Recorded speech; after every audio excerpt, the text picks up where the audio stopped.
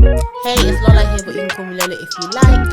Hi, it's Velisa, and you can call me Velisa if you want. And this is another special episode of the Everybody Hates HR podcast. Ooh, it is a special episode. It's one that we said we was going to do. It is one we said we were going to do. Commitment, dedication, and we're doing Follow it. through. Mm-hmm.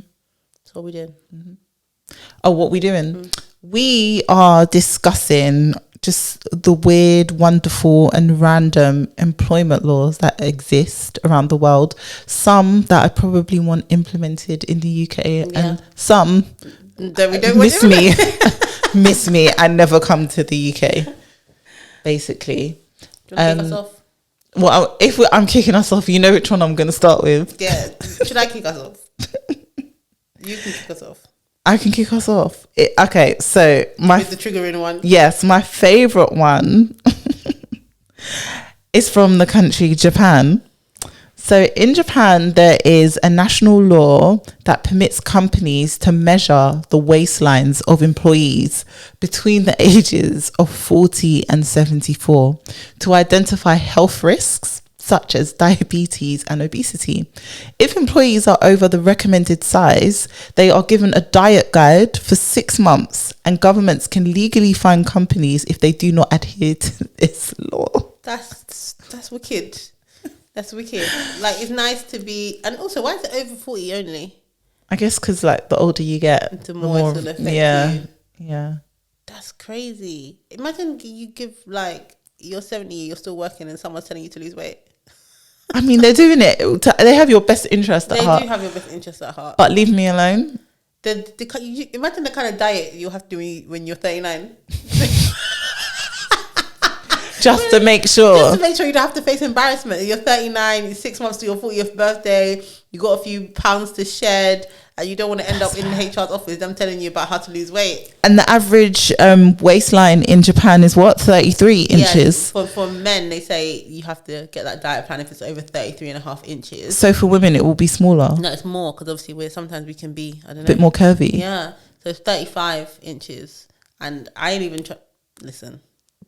Lola, don't come and broadcast your business. Nah, this is not. If I ever come and tell you my waistline, it's because I'm exactly where I want to be. That's the kind of person that I am. I remember when I had the 26-inch waist.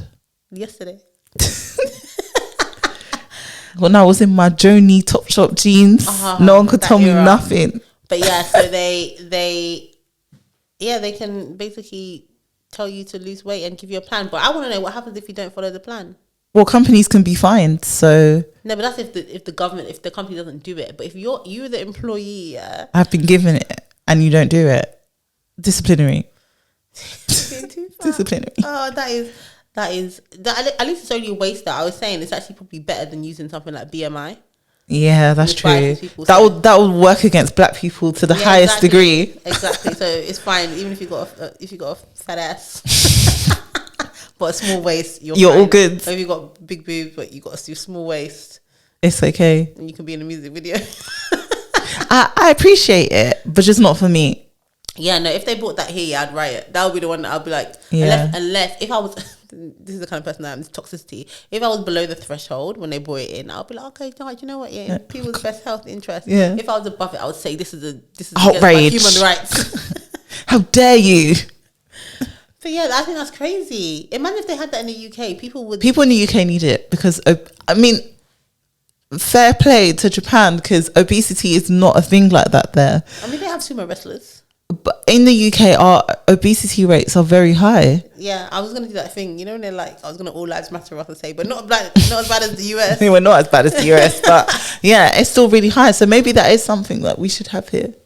Maybe. I feel like it'd be the kind of thing that they would discuss on, what's that? OBC and stuff. Yeah, OBC and GB News, all that stuff in there. It'd be Piers Morgan talking about like, people were saying it's fat phobic, and other people will be saying someone will bring up Lizzo. That's the one they always use. It's true. Like, that's crazy. So are we for or against this being implemented in the UK? I'm for it, I'm for it. I'm gonna stand against, but ask me in 6 months. Okay, I might be for. Fair. I might be for. Okay, I've got one from Belgium. Mm-hmm. So in Belgium, all employees, when they have 1 year service, are allowed to take a career break. Right, so and then your job is guaranteed and you're protected from dismissal and you get paid an allowance to do it. So let's say you've been at your job 1 year, you want to go traveling and you're like, obviously the whole thing is, oh, do I want to leave my job? Will I get enough when I come back? No, in Belgium, everyone is allowed to have it after 1 year service. You don't have to give any specific reason and your job is protected. And there's additional like kind of money that you get if it's like for parental or caring leave, but as standard you get around like 350 euros a month. Oh, it's not bad. Something. Do you know what I mean? That's decent. If you've planned it well and like you've saved and then you're still getting that, that's not bad. And standard is 1 year, but you can negotiate with your employer to have anything up to 5 years off. Up to 5 years whilst getting paid. And I don't think it affects your unemployment benefits. Like I think you can still get. Oh, really? Like, well, not unemployment, but you can still get other benefits. Oh. Like crazy, isn't it? That's a really good one. I think they should have it here. I don't know about the pay part. I don't think that would fly as much, but I definitely think after 1 year you should be able to get, at any time you should be able to have like a career break and have your job protected. Yeah, I don't know how that works for small businesses, but but actually you just cover a fixed term, isn't it? Yeah, you could do like I don't know who pays that. I think the pay comes from the government and not the employer, I think. At John Lewis we were allowed to take career breaks. For how long? A year. From you just weren't working, so you still had your discount and stuff, but you weren't working. But from day one, as in like, or you have to have certain service? Gosh, I can't remember what it was certain service, but I can't remember how many years it was. But you did get it, and it was quite good, especially as being young and finding your first like full-time role and being unsure if you still want to keep that one. No, I left just before I think I was entitled to one. Yeah. My friend did though. She did hers, but she never went back. Well, could you go back and work somewhere? Can you work somewhere else? I don't know if you can work somewhere else during this period with the Belgian one. Oh, yeah, you can work somewhere else. Oh, really? Yeah, so yeah. Hold your job open for you. Yeah. Oh, that's actually very good. Yeah. You have to. I think you can do that if you know that people generally like working for you. Because if not, they'll just take the time off, look for another job, and then. It's true. Come back. That's what my friend did. Yeah. What do you really have to lose? Do you know what I mean? You'll get someone, especially when you have like shift work and a lot of people. Like there's always someone else will cover. Yeah. 16. Yeah. It's true. And then where I am now, I think it's a year or maybe 2, and then you can take a sabbatical for a year. Yeah. I'd love to take a sabbatical, but I don't know what I would do. I think I would, because when I say travel, I would have to travel, not just have a holiday and come back. Because holiday. No, you'd have to be away for a long time. Yeah. If I had a sabbatical, I'd do that and I'd relax. And I don't know. I feel like I would end up busying myself. Think so. I don't like that for me actually. But just like a 3 months, I can. Yeah. I like that law though. Yeah, I like it. I think it's come here. We have all this flexible work and stuff, but it is not that flexible. They just say it's flexible. I saw an interesting one. Oh, do you want to go again? No, you go first. Okay. So one that I like, and if you've been listening to the pod, you'll be like, of course, Velisa likes this one. So in Germany, employees hired by the German Labour Ministry can only work 9 to 5, with managers being banned from contacting employees outside of these hours. Did we speak about it? It's like the right to disconnect, right? Yeah. So that's if you work in for the German Labour Authority. But I like it. But I love that. Because I've worked my 8 hours and now my manager is banned from contacting me outside of those hours. But you know what? Yeah, that must, in an emergency situation, that must be pretty hard. Because obviously everyone has a manager except the person at the top of the organisation. That's true. But then if it's really that important, it's going to the right place. Yeah, but let's say you're the CEO or the whatever. That means that you, in theory, can't contact anyone, the CFO or the CCO or the C. That's actually true. It has to. Maybe it's at a certain level. Maybe it doesn't include board execs. Maybe, because I can imagine that, or maybe at that level they don't care. I feel like maybe it's a law in place. Well, it's not a law, but for that company, but people still ignore it. As in, like, they will still deal with stuff, but just without contacting somebody that may have been able to help them outside of working hours. Yeah, that's what people should do. If you care that much about it, care It's that true. much You about do it. you do it. Yeah, exactly. Tell me about it tomorrow. So, exactly. If it's and most things are not urgent enough that they need to be like done. They need to be done now. Like they're just not. People are just jobs worth sometimes. They just want to. Yeah. But I think that would be good if we had it as well. But I think there is some definite practicalities around it. But maybe what you'd have to do is, because you know in tech there's a lot of like customer support and application support people. Let's say that you have like some sort of app or whatever. You have to have people that are on call outside of that. So sometimes they do on-call allowances. So maybe that's what you do. If you have a job where someone may need to contact you outside of hours, you have to pay them an on-call allowance. I think that makes sense. And even if no one calls you, you still get the allowance. Yeah, I think that makes sense because you can't just take all my time. Yeah. Do you know what I mean? So it's weird. Or maybe there's I'm thinking about it practically. There must be like a certain grade of emergency where then it's okay. Like an actual emergency. Do you know what? I just feel like unless it's life or death, is it really, like when you work for a company, if it's not life or death, is it really, really, really something that needs to be dealt with at 11 at night? I think most companies know, but there will be, especially if you work in an international environment, there'll be something where like a deal, like, or something is riding on it. And obviously that deal may pay people. If you don't get it, it could lead to bigger things, you know what I mean? So I think it has to be a certain category of emergency. I think I would have it here, but I would also be really pissed, you know, jumping back into my capitalist employer bag. If, for instance, you were the one that was supposed to do something, like so you have an employee supposed to do something and you don't have visibility of it, then something bad happens and they haven't handed it back. Do you know what I mean? And you're the only person who knows. And obviously you shouldn't have single points. But then maybe failure. it would encourage people to work better. Like maybe it might be a bit annoying, but maybe every day at 4:30 you have a brief handover with your manager just in case that stuff happens, and then you really have to think about how you navigate and collaborate with people during your 9 to 5. And you shouldn't have single points of failure anyway. There should never be anyone where they're not around. I had a situation like that with a client recently and it was really annoying. I had to wait for someone to come back who's away for 3 weeks just so I could get something, and there's nobody else who could give it to me. But yeah, I think it would do that. And it means that when people resign, if you're regularly catching up with them and you kind of know what's going on, it will be less of a scramble to get somebody else because you will have been kept up to date of what they're doing. Yeah, exactly. So I think it would be good because I just think it would allow people to think a bit more as well. Like, do I actually need to contact that person? No, I don't. There was somewhere else. Oh no, I'm thinking about something else. But there was somewhere where you have to pay like a fine or something, but that might be as well. If you contact somebody, you have to pay a fine, but it has to be a substantial fine. Do you know what I mean? If it's like £1,000 and the employee should get to participate, that's how we should do it.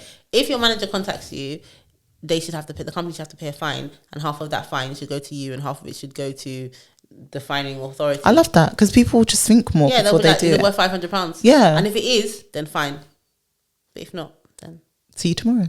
There we go. Yeah. There we go. We're solving all the problems. The government should hire us to consult because they should. We're doing too much for free. Okay, so in Italy, apparently, it is not acceptable to terminate someone for poor performance. That's not a statutory acceptable reason. Poor performance. So what should I terminate them for if not poor performance? It has to be something else. There's reasons, you know, like in the UK we have the reasons, you know, that you can terminate someone, and then the last one is some other substantial reason or whatever they call it. But yeah, in Italy it's not, poor performance is not one. Do you know what? I find it interesting, and I'm not saying because I'm not xenophobe, but like that's what people always say before they throw out something. Yeah, I know. But like I find it really interesting that a lot of like big companies do then go to these smaller European countries and build offices, and then like when these sorts of employment laws are brought to the surface, they're like, oh my god, like we can't do this, we can't do that. It's like, why didn't you research before you put your office there? There are some countries where people typically will avoid.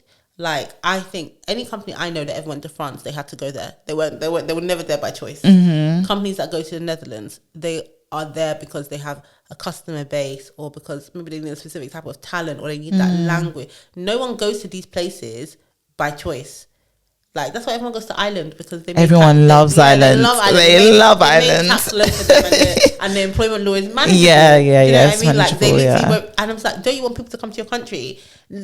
Now that I know that, I could never willingly go to poor performance. That's the kind of thing that will cripple your company. That's what I'm saying. Like, why wouldn't you research before you go and put a whole office? They must be not Italian one companies. or two people, a whole office in places like that. I would bet money. I haven't seen the stats, but that you see, an island has a big influx of foreign companies. I bet Italy's not like that unless they need to be in Italy. Why would you go there? Yeah.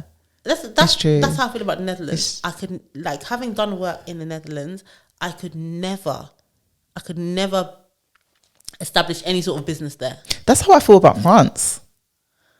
Yeah, it's the same. No, Yeah. I feel I would rather actually go to France. Would you? I would rather. Go to France. Every time I have a case in France, wherever I'm working, I'm like, this is going to be so hard. Like, it's the employment. I thought, the UK is employee friendly. Some of these European countries are more than employee friendly. They are employee family. Like, they're not even like the Dutch government. Yeah, the kind of rules that they put in place, it's just like they don't want innovation. Like, you actually don't want good things. You just don't want good things. And also, I can't even. But it's like they have all these rules and so much bureaucracy, but they don't have the people to do it. So it takes them so long to do everything. Why wouldn't you just make less bureaucracy so that you don't have to? You're not going to recruit more people. And it makes more work for them. Yeah. And they don't have electronic systems. I had to send something to one of these labour authorities, and one of the common options to send it was fax. do you know what? Fax. I've noticed in EMEA, there's so many countries where things have to be sent via FedEx, post, like fax, letters. I'm like, why can't I just send an email? And literally the law is like, no, you cannot send an email. You have to send a letter. You can duplicate and send an email. Delivery. Yes. I had one in Croatia, and everything had to be recorded. Like, even the invite to the disciplinary had to be a recorded FedEx delivery. I'm just like, I can't get it. Yeah. it's very much. Don't bring that law here. Yeah, Don't bring that law here. no, the poor performance one, no, that would be hell. That would be absolute hell.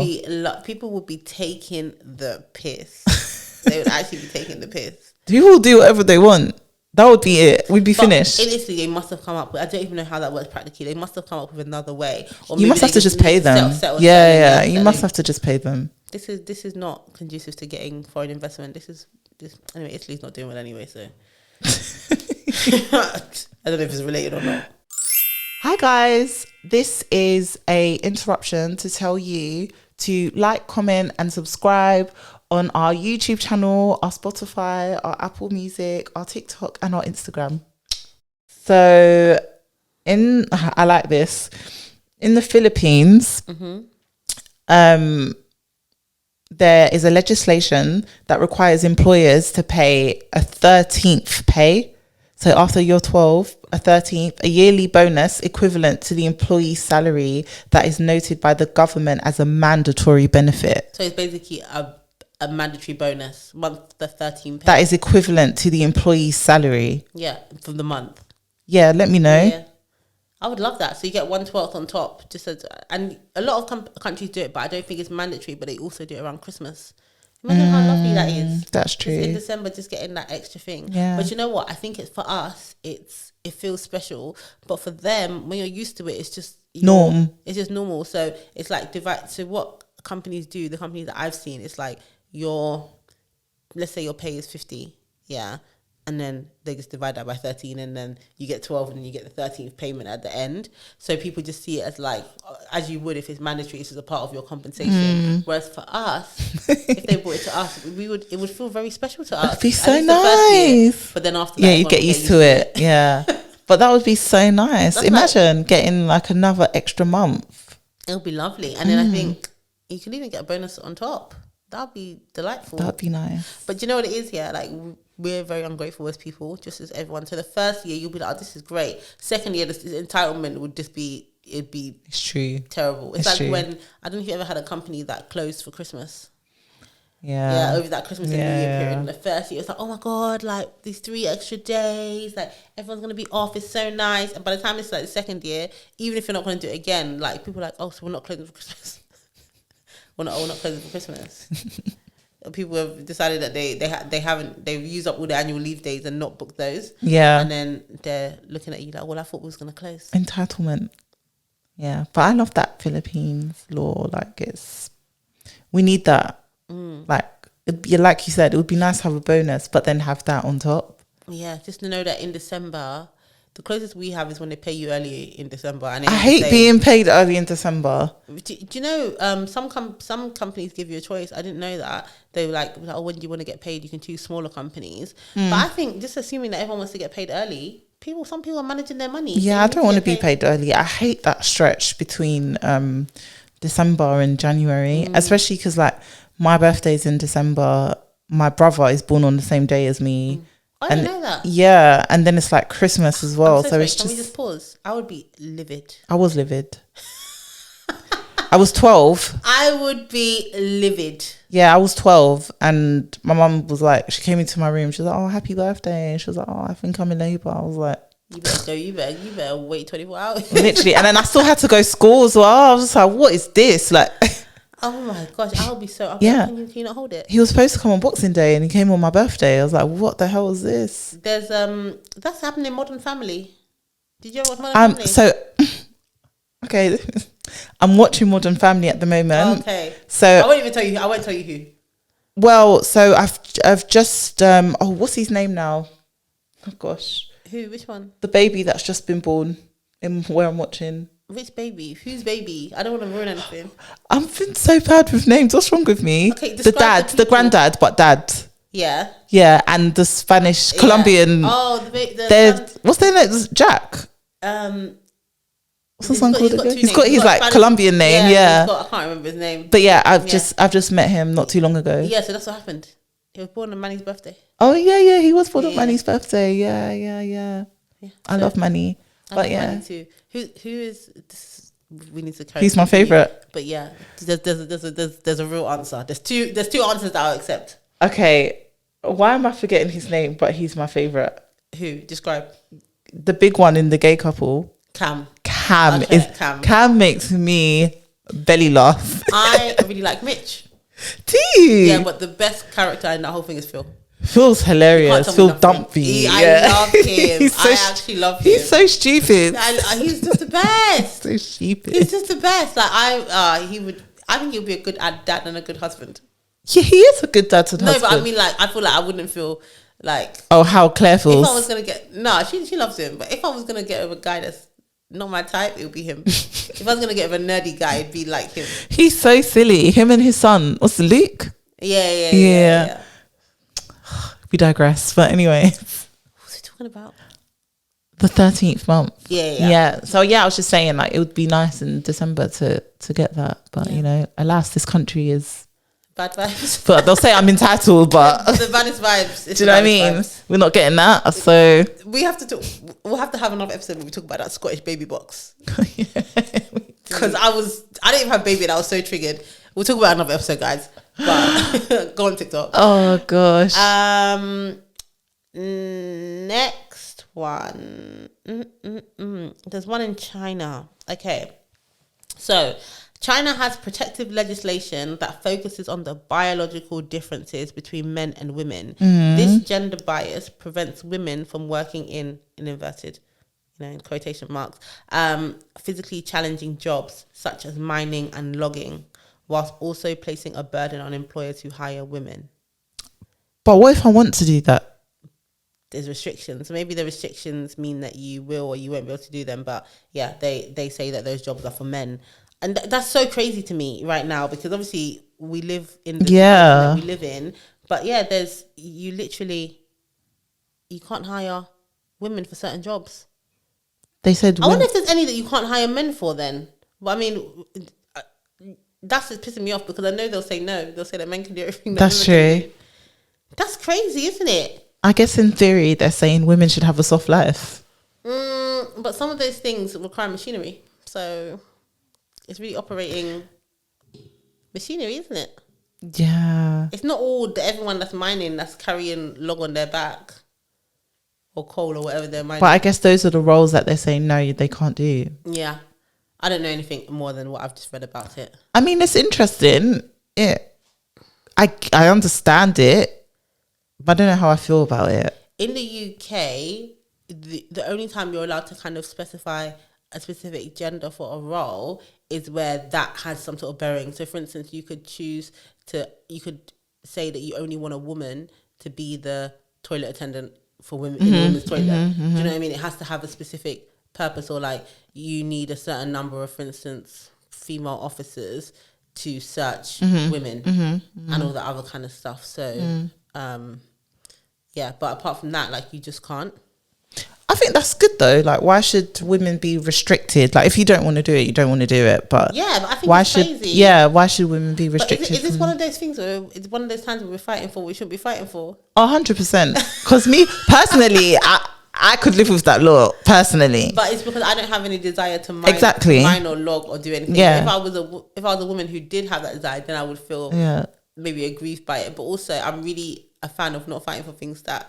Yeah, like if there was a law that said your partner has to earn 200k and you have to, women have to be, we have to spend the money. Yeah, we have to spend the money and not work more than 10 hours a week. Yeah. I'm all for that law.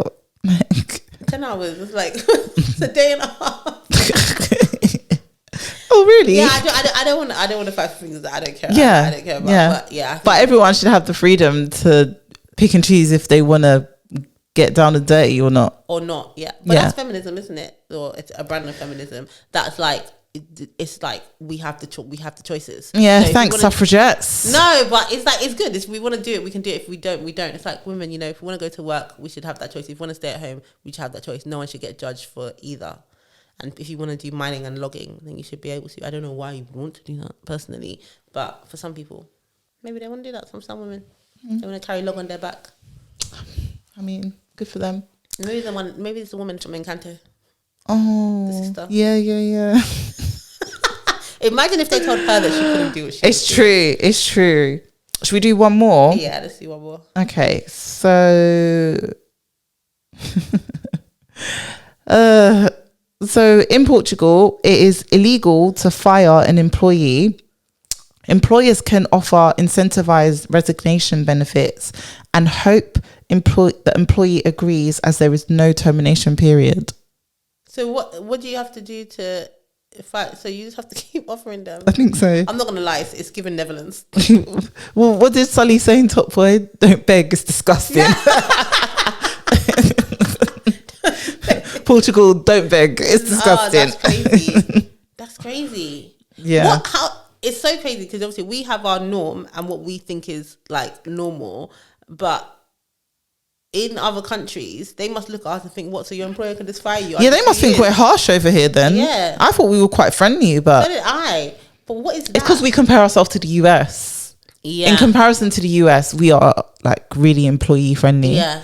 But some of these European countries are putting us to shame. And you know, people are generally happier in those countries. But why? Yeah. That's real job security. You know, you think you have that's real job security. We're here hanging on to have 2 years service. Yeah, where there's a will, there's a way. I hit my 1 year tomorrow, actually. Oh, really? Oh, yeah. That's coming around really quickly. Yeah, I've been a working mum for a year, so another mini episode coming. Are you going to do a little LinkedIn post or? Absolutely not. You know me. Come on. No. Boring. LinkedIn post? Yeah, like, oh, it's my 1 year anniversary. These are my learnings from my first year as a working mum. Hashtag influencer. LinkedIn influencer, that's what they're called. I'm definitely not doing that. Boring. Watch me. Anyway, when I have my kids, you'll see. I'm probably going to do nothing. Oh, gosh. But yeah, so I mean, people in Portugal are winning with that law. Yeah. Yeah. Crazy. That's literally how it is in the Netherlands. I'll never stop talking about that country. I just never. Basically, if you want to dismiss somebody, you have to get permission from the government. But before you get permission from the government, you do a form. Yeah. Not a form. Yeah, there's a form you need to do. It's called Form A. And in Form A basically says, I want to dismiss this person, but can I have some, and this is the reason why. And then you basically get 10 days to negotiate with them.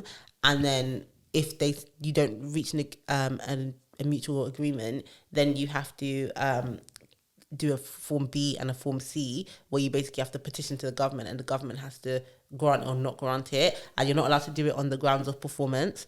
And if it's like redundancy, let's say there's 2 people, you have to go for the one with the shortest service. It doesn't matter, even if that person is terrible. Can you just pay them out? You can pay them to leave, but they don't have to accept it. And let's say if you're the one that has the longest service of the 2 people that could be made redundant, for instance, and you decide not to be paid out, the government will not dismiss them. So they have nothing to lose. So in order for you to do it, you have to really incentivize them. You have to give them like a year's salary or something to make them go. Wow. Honestly, I tell you, when I'm ready to retire, or when I'm ready to start acting a fool, I'm gonna go there To the Netherlands. Yeah, and I'll just start doing madness. This is why we need our EU or passport. Portugal now. Portugal be nice. You can't even find Yeah, me. exactly. But yeah. Wow. But yeah, that should be the slogan. Get people to relocate or move. Come that's here, true. we won't fight you. That's true. No, it's true. Maybe I mean this. This one. We need our EU passport. Bloody Brexit. I know. I hate it. I've been trying to think if I should trace back my ancestry. So hold on. Let me land. So I saw a tweet. I'm so sorry. Sorry, go on. I want to know where you think this ancestry is I saw a tweet, and it was two men, and they traced back their ancestry enough to find Irish blood and got an Irish passport. No, but 2 black men? They were white. But listen, if I do a 23andMe, there's some colonization in here, surely. Like, is it gonna be? I think you need like 1 grandparent or 2, like a great grandparent or something to be eligible. And I could be wrong. I could be wrong. If it's a great grandparent, it might have, it might not show. Like I'm just by looking at you, I wouldn't assume. Oh, your beautiful brown skin. I wouldn't assume that maybe you had that in the. So I'm gonna see what I can do, and see if I can find some Irish blood in there. Maybe some Portuguese. Like, you're better off just being from Sierra Leone. They colonized over there, so maybe. Listen, I was gonna say you're better off just trying to marry someone, but to be honest, that's not really gonna help you. I mean, Ghana's not gonna help me. Your particular situation. Ghana's not gonna help me, so I think maybe with a young 23andMe test. I used to live in Ireland, and so my plan is to, and obviously I've got family there, but just pretend I never left.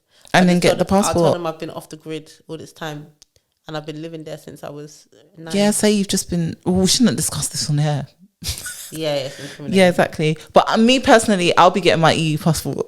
I believe in you. Thank I know you. that you'll find a way. Thank you. It's my mission. Anyway, with on that note. Like, comment, subscribe, all that good stuff. Actually take time to think about where you're following us. So if you're following us on TikTok, but you're not following us on Instagram, go over there. YouTube, we're climbing. Spotify, Apple, all that stuff. Leave us a review. We're well over 100 reviews now, and we're at 4.9 on Spotify. Woo. So leave us a review if you haven't already, or go over to Apple Podcast and counteract that one-star review that we got that one time. He will never be forgiven. He or she, whoever, they will never be forgiven. It was a man. Was it a man? Mm-hmm. Terrible stuff. That's a wrap, guys. Bye. Bye.